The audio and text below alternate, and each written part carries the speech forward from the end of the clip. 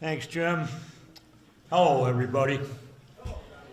It's good to be back here at this banquet, isn't it? We sure missed this last year, and it's really been sitting here tonight thinking about how good it is to be back here in the Heritage Ballroom at the Edward Schock Center celebrating 42 years.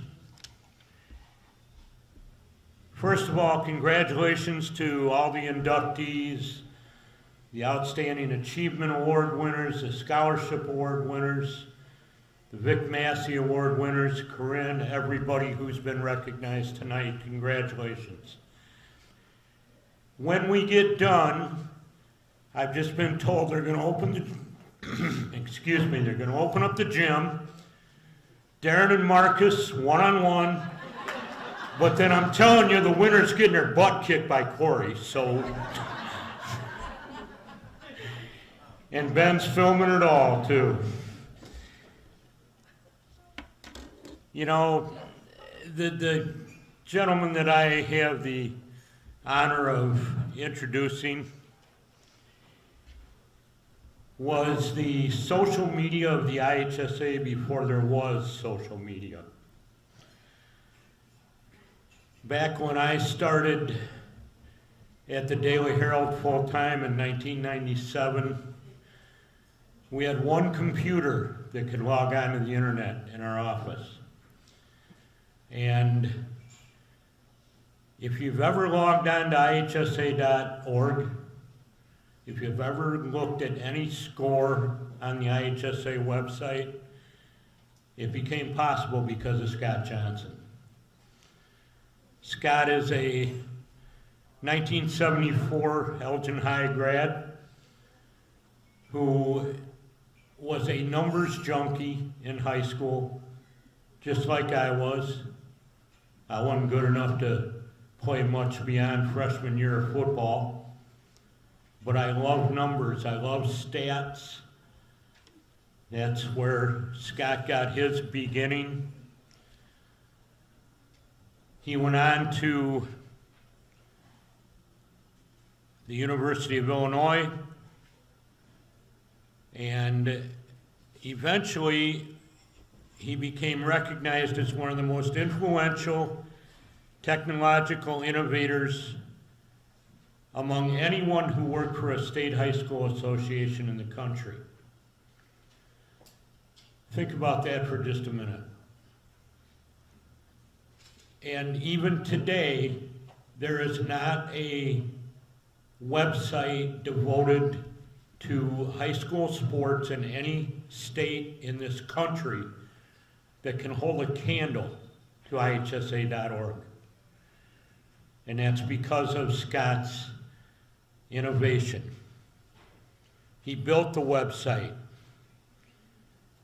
He served as an he served as an editor of the IHSA souvenir programs. Any state final event that you went to, basketball, football, baseball, soccer, doesn't matter. Scott edited, put all those programs together. He has run the state chess tournament for the IHSA since 2002. Other publications, other projects. He was always a very busy guy.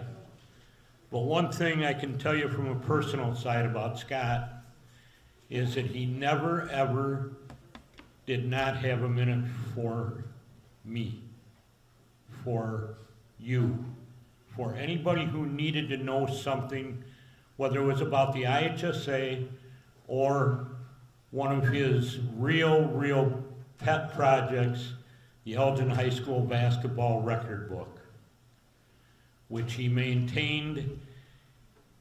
I'd say, I wish I do still have it somewhere. It's in a box somewhere between here and Iowa. This thing had every single box score of every single basketball game Elgin High School ever played from day one right through the time that he got a little busy and had to give it up around 2000. Think about that, about 100 years of box scores, 100 years of records.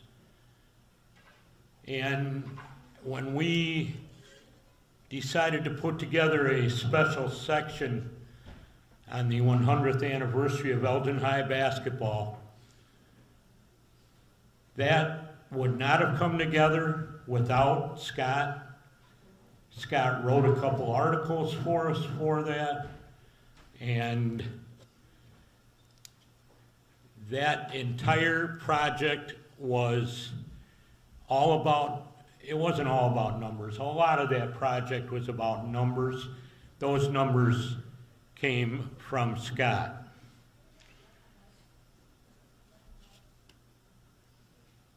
Scott's unofficial title is IHSA Historian.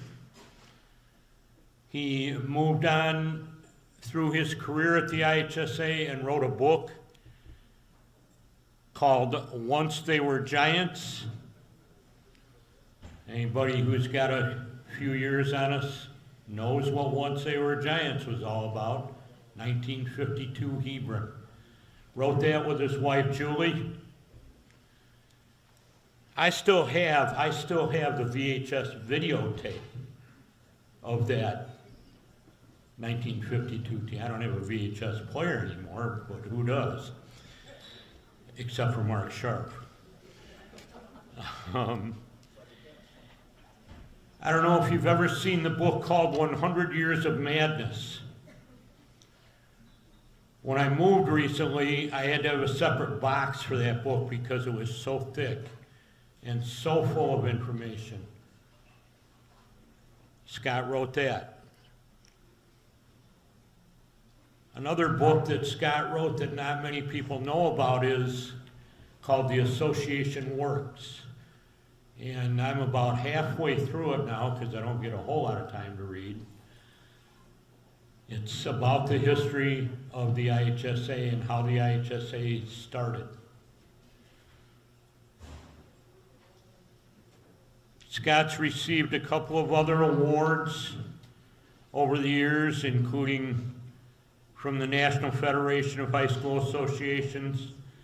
He was inducted into the IBCA Hall of Fame recently within this past year. But I know that what's going on here tonight is very near and dear to Scott. So without further ado, please let me introduce for induction into the Elgin Sports Hall of Fame, my good friend, Scott Johnson.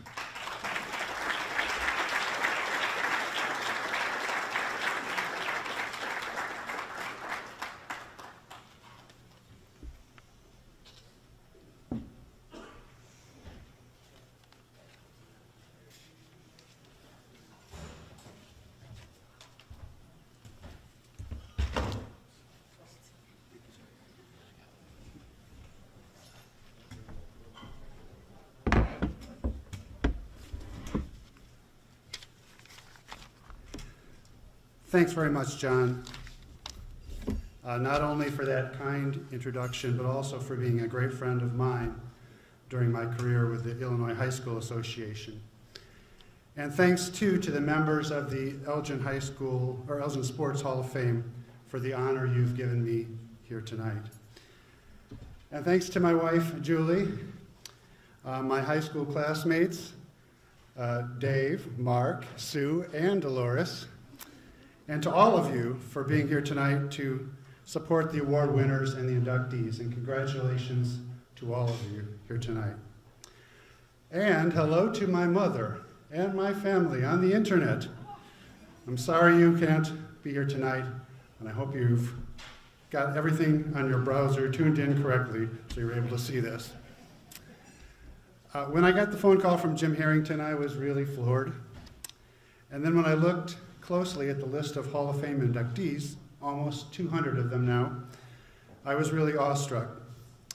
There's so many star athletes and successful coaches with plaques on the wall further down the hall. They're the ones I looked up to when I was growing up, or read about, or wrote about later in my career. But on that long list of inductees, there were two names that really jumped out at me.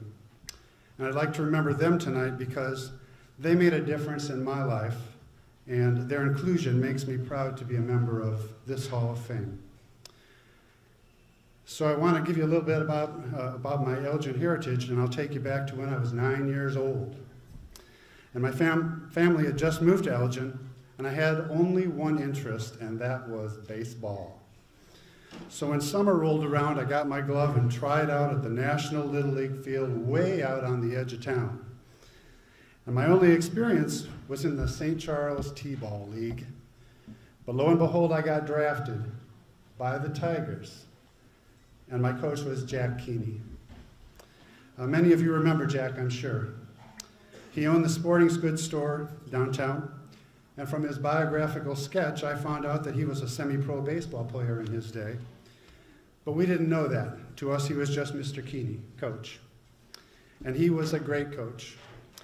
He taught us how to bunt, taught us how to hit the cutoff man for the relay, taught us how to execute a rundown play, making sure to drive the runner back to the previous base. And you know, those are things that Major League players could use a lot of help with these days. And he made the game fun. Every player was assigned a nickname, preferably a one-syllable word with a lot of attitude like cleat or spike. My buddy Brad Palmer was Pug. Barry Hinch was Legs. And I was Stretch Johnson. It was glorious, and I was hopeful that I might get a girlfriend from having a nickname. So 2 years later, I moved up to the Major League Division, and I was still on the Tigers, and Jack was my coach again, still teaching those fundamentals, but Barry Hinch was gone.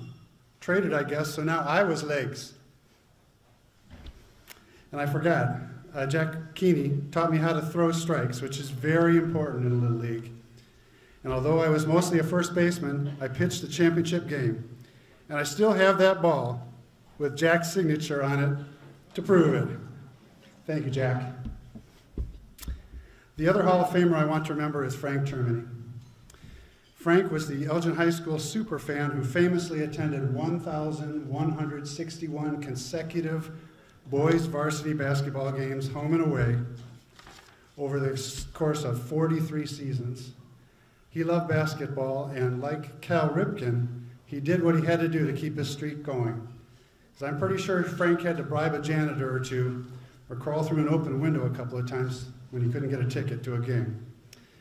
Frank worked with my father, and when I started attending high school basketball games in 7th grade, we used to sit with him in the stands. Me, Dad, Frank, and Frank's ever-present toothpick. Sometimes we would travel to out-of-town games together to exotic places like Woodstock, or Rockford, or Proviso West. And I learned to love basketball, too. Frank liked to keep score at the games, and having been a draftsman, his handwriting was immaculate. He carried these homemade scorebooks that he made with cardboard covers, and I tried to emulate them later when I scored games myself. And later, when I was in college, I compiled that Elgin High School basketball record book using Frank's original scorebooks, the entire collection of them, as my starting point. And as with Jack Keeney, there was a lot more to Frank Termini than I knew at the time. For decades, he was involved with the EHS Booster Club, Pee Wee football, grade school basketball leagues, and the 2 little leagues on the west side of town. And for all the time that Jack and Frank spent on these things, I imagine they received little or no compensation. They did what they did because they loved the game and wanted to encourage the development of youth sports. So Jack Keeney and Frank Termini didn't make many headlines. Their work was mostly below the radar, but they made a lot of difference in my life and the lives of many others in this city. Thank you so much for honoring them in the Elgin High School, or in the Elgin Sports Hall of Fame, and thank you for making a place for me alongside them in my hometown.